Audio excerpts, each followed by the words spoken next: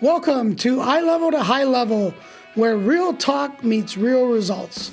I'm Jimmy Rios, and each week we break down the mindset, money moves, and strategies you need to elevate your life and business. Let's level up. Hello, welcome back to the Eye Level to High Level podcast. I'm so happy you're here with us. I'm excited. I have my twin brother, Johnny Rios, on the show for an actual two-part episode, which is special because we're going to dive deep today. We're going deep. I put this program together to help you take your life and your business to the next level, mind, body, and spirit. And over the weekend, I was fortunate enough to have a really cool conversation with my brother who's built an incredible company and a Facebook community. His company is called Gringo Paisa LLC, and the Facebook community out of Medellín, Colombia is called Gringo Paisa Americans in Medellín. And today, we're going beyond business. We're going to talk about the real life challenges that Johnny's faced, obstacles that could have stopped him in his tracks, and the mindset shifts that helped him overcome them. If you've ever faced setbacks, big or small, this is the conversation that you need to tune in on. I've battled for many years inside of mental health, addictions, very dark stages in my life and my trajectory. And for any of those that are out there that have suffered in some way in these pathways, I want you to know that you need to listen to this because there's a lot that can be done. And Johnny's a very great example of this, of being able to stay in a continuum of betterment over time. It still takes time to get there. And we're going to start, but before we dive into the business side of things, I want to rewind to your personal journey, Johnny. I want to ask you, what's one challenge from your earlier years that shaped how you approach life today? Hey, thanks, Jimmy, for having me again. It's a true honor to be here in this space with you and sharing it with you. Awesome. Now, one of my biggest challenges came from our father, Luis Alberto Rios, and watching his health decline. You know, and I having the opportunity in those early years when he started getting sick, you know, that's when we were teenagers, for him to finish and fully teach us what he wanted us to learn, right? Yeah. He had some cognitive difficulties, you know, with his and also his breathing, you know, and that affected us as well, you know. He was an entrepreneur from the time he was 13 years old in Medellín, Colombia, selling candy on the streets, working as a messenger for dental labs, you know, and later learning the dental trade to the max, you know, and he becoming a master dental, tradesman. Right. He eventually built businesses in Medellin, had dentists, you know, working for him when he was 18 years old. And he started a lab in New York where he had his brothers, Right. Working with him and Yeah. for him. You know, he taught them the trade, you know, and then eventually in Tempe he had a lab as well, and you know, and from him we learned the meaning of hustle and resilience and connection. He had a lot of friends, remember? Right. Very well connected and very well respected. And So watching his health decline reminded me to never take health, family, or community for granted. yeah. You know, that shaped me to always keep family values alive. Right. You know, regardless of the mistakes that I've made, you know, I always had those values ingrained, you know. Right. But and also being authentic and to push forward no matter what the odds were, man. Yeah. No, that's true. I was one of the biggest attributes, I think, you know, looking at Dad and looking at how he, confronted the challenges in his life and how private he was about it. I mean, you know, we're very different in that case because he didn't ask for help. He was very resilient and did a lot of things on his own. It's very difficult to build on that nowadays, I think, on your own, right? So I take the good and I look at some of the things that could have been done better, and I think, wow, what an incredible story, because he came from so little, and he had so many brothers and sisters, 13, and he was able to help so many more people in the community, right? And I applaud everything that he did, and definitely use it as an example, right? But with you, I see a lot of similarities in a lot of different ways, right? You remind me a lot of Dad in just the way you are, right? Your mannerisms, some of the things that make him who he was. But tell us, when you made that, fast forwarding to going to Colombia, making a life in Colombia, building a life in Medellin, that's a big leap in and of itself. What was the steepest learning curve for you after relocating to Colombia? In 2006, I moved permanently to Medellin. And, we were raised in Medellin also. We would spend our summers, in Colombia, in Medellin, because Dad had his properties and he had his land, and they wanted us, Mom and Dad wanted us to live and learn both cultures. Yeah. And we did.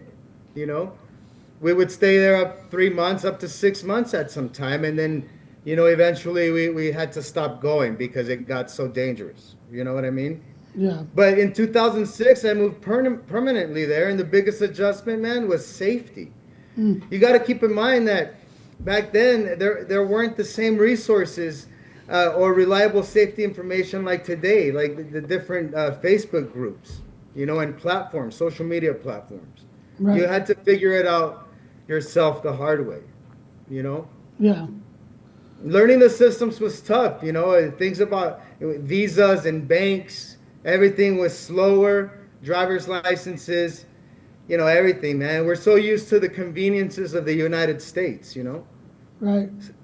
Not only that, but I spoke Spanish. We speak Spanish, Right. We grew up speaking it, but Paisa slang, and the different mannerism and idioms, idiomatic expressions, and so forth. Right. It's a whole different world.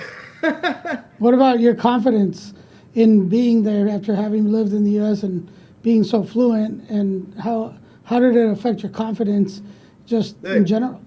My confidence and my self-esteem was shot. I'll be honest with you. I had to earn my respect back with the locals. You know what I mean? I had to show humility and avoid acting like some arrogant, American. Yeah. Or a foreigner, Right. And then over the course of your, I guess, trajectory in assimilating to the culture and doing the things that you're doing, you started building on this Gringo Paisa community. And then, obviously, that has its own set of challenges, right? And of course, every journey has its rough patches. What can you share with us, or share a moment in your journey where you really questioned if it was worth continuing? Absolutely, and a way, like I mentioned, about the arrogance and the entitlement of some people, that come and visit the host country or city. Back then, a wave, and still, a wave of American expats started arriving in Medellin, with many with the arrogance and wrong attitudes, the exact opposite of what I was trying to build. At the same time, I was going through my own dark struggles with alcohol and PTSD and personal demons. Right. And here's the deal: the community reflected my state. If I was toxic, the community, it reflected on the community. Yeah. That's when I questioned. I really questioned if it was really worth continuing, man. I was burning up, from both ends. Yeah. But in that moment, obviously, something had to shift. Like, there had to be something in your mind that made you think differently or do differently.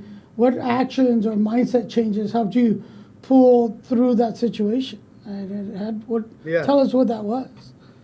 Yeah, well, I had to begin forming a team of like-minded people like us, that really were really, into the values that and the vision that I'm after, you know. Yeah. And members started stepping up, key members to help moderate. And that gave me hope, you know. At that moment, I realized that there had to be big changes, both in myself and in the community, you know. The group needed to be safer, a more resourceful place where people could connect and learn, you Right. know. And support came from friends and expats. You know how it was when I was going through the rough patches. People came up and stepped up. You know, even you stepped up to help moderate and admin the group. You know, Right. so it everybody came together. You know, and they helped Yeah. me stay accountable and helped me keep the vision alive. And just to give a little context and clarity and color to everything we're talking about, for those that haven't seen the first episode, Gringo Paisa was built. Is a community that was built in Medellin, Colombia, on Facebook, and it was. Tell us, give me the mission of Gringo Paisa. Just a quick recap of what Gringo Paisa is and its mission. In a nutshell, is what the name sounds. Gringo Paisa. Gringos and Paisas collectively coming together for the mutual benefit to bridge the gap, that a huge gap that is seen. You know Right. what I mean? Between culture and language. So we offer everything under the umbrella, Jimmy. We offer everything from real estate, transportation, education, salsa classes, restaurants, everything. You So name you, it. so you built a community catering to expats, right? Expats that were coming to Medellin either on vacation or they were looking for a better life or maybe a different life from the U.S. Maybe they went there on vacation and ended up staying, and they Yeah. started. You work. You've seen a lot of nomadic individuals, people that will go and work from different areas and explore the culture and all the surroundings, the beauty. Obviously, living your dollar goes further in Medellin, Colombia, and what you can do. There's a lot of different things. The weather is amazing, right? The city of Everything. eternal spring is what they call Medellin. So there's a lot of pluses. Tell us, now, Gringo Paisa, do you have other competitors, or I guess I would say like competitors that do what you do? Or are you the biggest one on Facebook right now in that genre? I don't like the word competition, Jimmy. Yeah. I've always um, been true to collaboration, as you have. You know what I Nice. mean? Yeah. There's a lot of groups that have popped up throughout the years. Right. And a lot of them are huge groups. Medellin expats, they're like 80,000 deep. Right. But it's a public group. you Right. know it's a public group, and unfortunately right now, they're not in a position or optimized enough to offer the value services that Gringo Paisa has, right? Right. And I'm hoping to be able to be a benchmark community for these other groups, right? And I'm open to collaboration with them. Right. Yeah. I know. Yeah. I know. For me, even I had to come in through a series of steps or guidelines or rules, right, that the community has and upholds. Why is it so important to have those set of rules in what you do for It's a super community? important because we believe in safety as number one, you Uh-huh. know, and we believe in mutual respect, and full transparency. Right. So we can build credibility and trust. Right. You know, we have a lot of diversity in the community. Yeah. A lot of Americans, but then there's a lot of Europeans, and there's a lot of everything. You know what I mean? Right. Any English speaker goes to Gringo Paisa and they feel comfortable because we're open, for them. I know it says Americans in Medellin.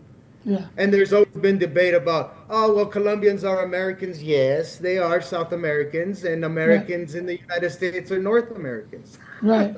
I guess that But makes sense. whatever, Americans, those are yeah. just labels. Right. So one of the things I would think, one of the hardest things in being in your position is handling criticism or conflict.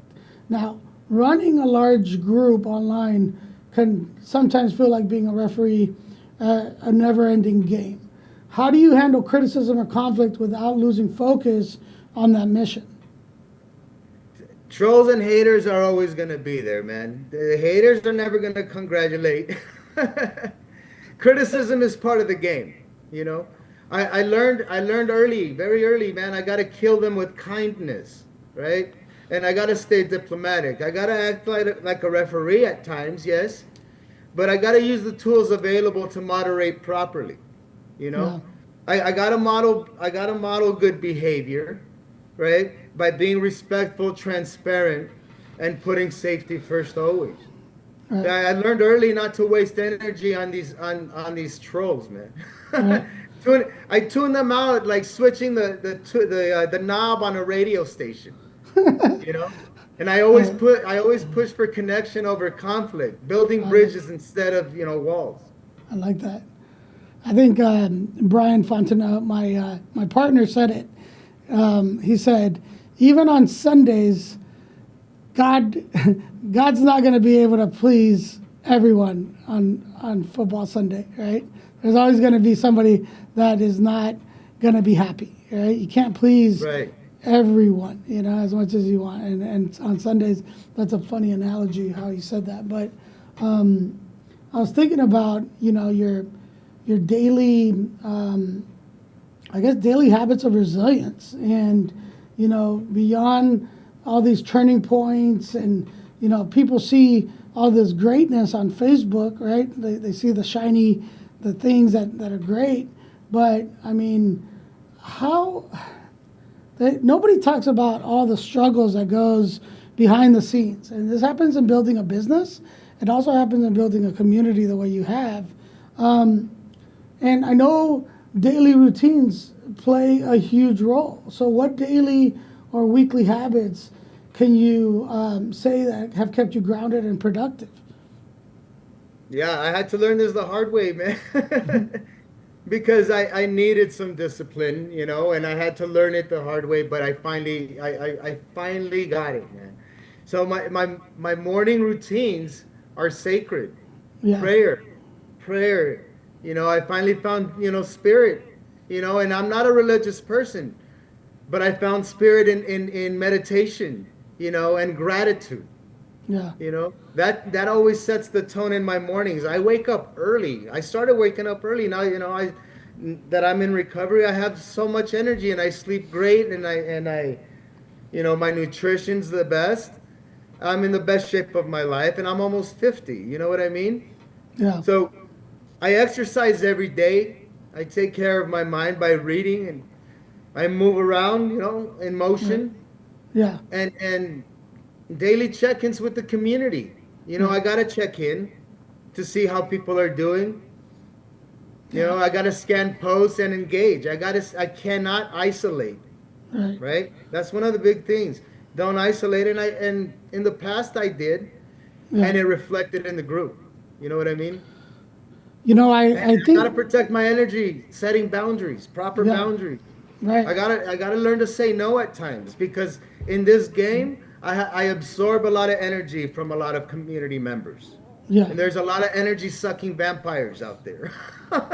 Do you feel So do you do you yeah. feel yourself constantly feeling like you have to like please everyone, or like how have you developed kind of like that thick skin amongst having your empathy for people? How do you find the balance between that?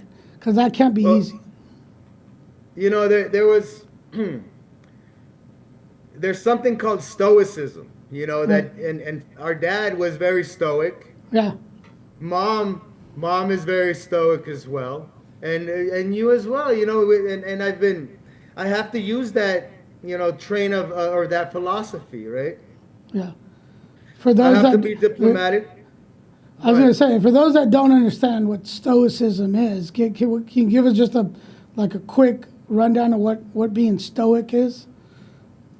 Well, yeah, in a nutshell, stoicism isn't being, cold or dismissive of certain emotions.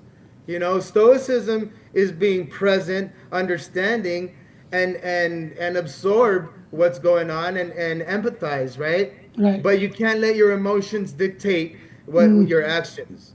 Right. You know what I mean? So Keep your you have to emotions in check. analyze the situations from a different standpoint and perspective, right? Right. Not let the emotion get to you, Right. okay? And decide and make the proper decisions based on if it's going to affect you Right. positively or negatively, man, in the Right. long run. You know what I hope No, that made sense. no, that's But good. That's really good, okay. actually.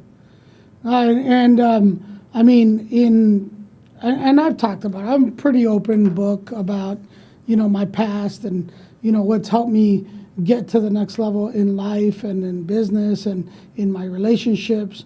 I think you have to find balance in that. Would you say Gringo Paisa has become kind of like your saving grace? Like has it been like that maybe that I can't think of the word, Yes. but It's been it, something that got yes. you that you had to hold on to kind of get out of the hole that you were in. Yes. Yes. Absolutely, Jimmy. I don't know if you remember years ago I had a logo and it was two hands, right? And it Yeah. was a Colombian hand and a United and an American, with the American flag, Right. right? And one was helping the other up. You know what I Yeah. mean? Right. And that's That's how what. I felt throughout the years, Yeah. building and sustaining this community. When things were rough, the community and friends and supporters, they lifted me up. And the same thing, when my members were going through mental health challenges, any type of challenges, we Yeah. were there to help in Right. any way, in landslides, Right. in earthquakes, in homelessness, Americans being homeless Right. and being engulfed by the Medellín city in through drugs and alcohol, man, and Yeah. and us having to scrape them off the streets and send them back to the United States to Yeah. get proper help. Yeah.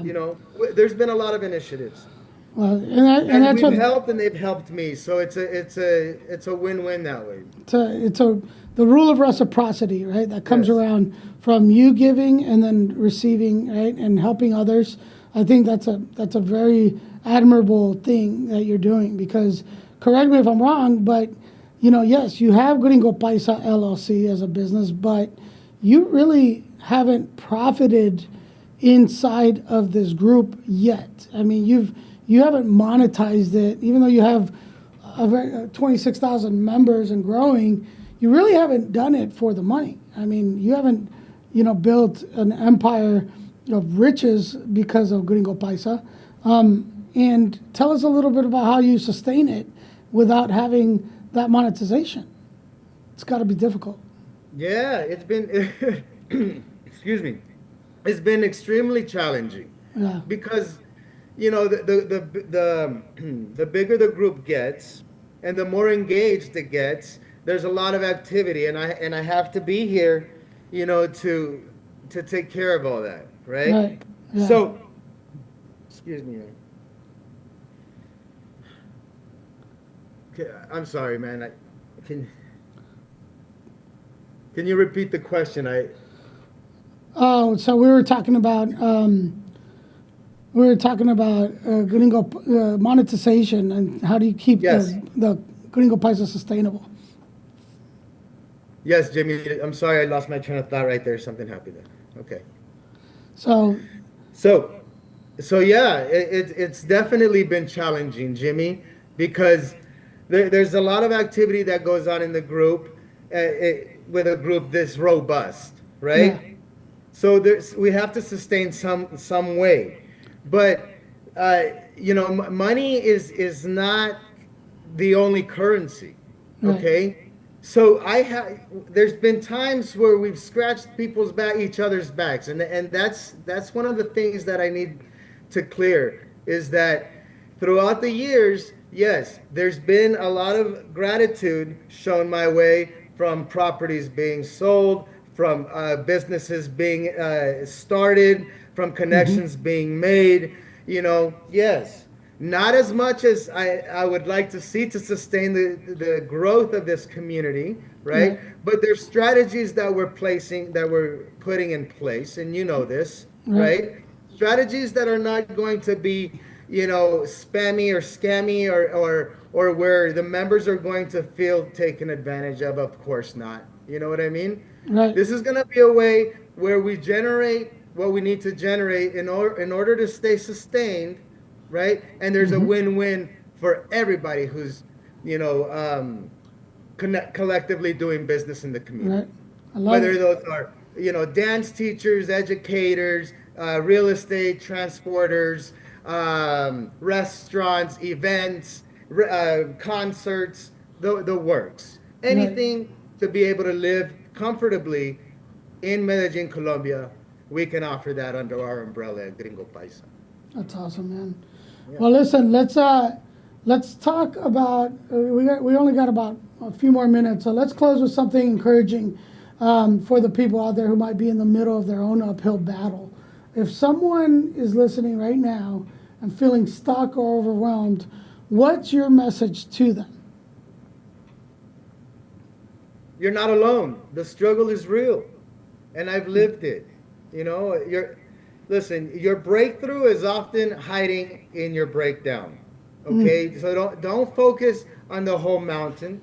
You know what I mean? Just take it step by step, right? And some people they would just want to move that big mountain right away. No, you got to nudge it little by little. Lean on the community and don't try to do this journey by yourself. Okay. And remember, we have five pillars in our community that many people don't understand or that they don't remember. I need to clear up. Okay. Contribution, culture. Okay. Change. Connection. Change. Did I say them all?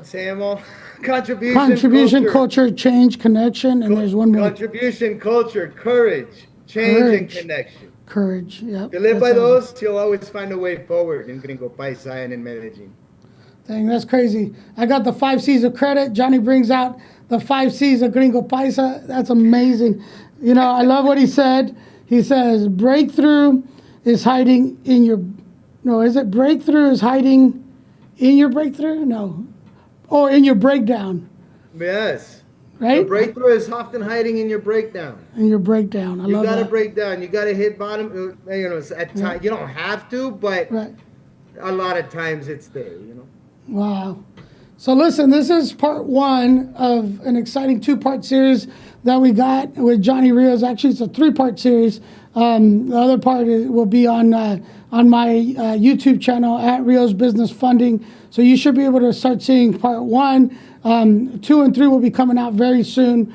I want everybody to start listening, to start thinking differently. This is a mindset shift, and we're going to take you to the next level through powerful stories of individuals, entrepreneurs like Johnny Rios, who's coming to us live with a lot of gusto in life, wanting to make some changes, wanting to better the communities around you, giving you hope that this can be done, that you're not alone, that your breakthrough is hiding through your breakdown, and that you can do it through contributions, culture, change, connection, and ultimately courage. Thanks for tuning in today at the I Love It a High Level podcast. We will see you soon. Like I always say, level up. Thanks for tuning in to I Love It a High Level. If you're ready to rise above the average, subscribe, share, and follow us for more ways to take your grind to greatness. Until next time, keep pushing higher.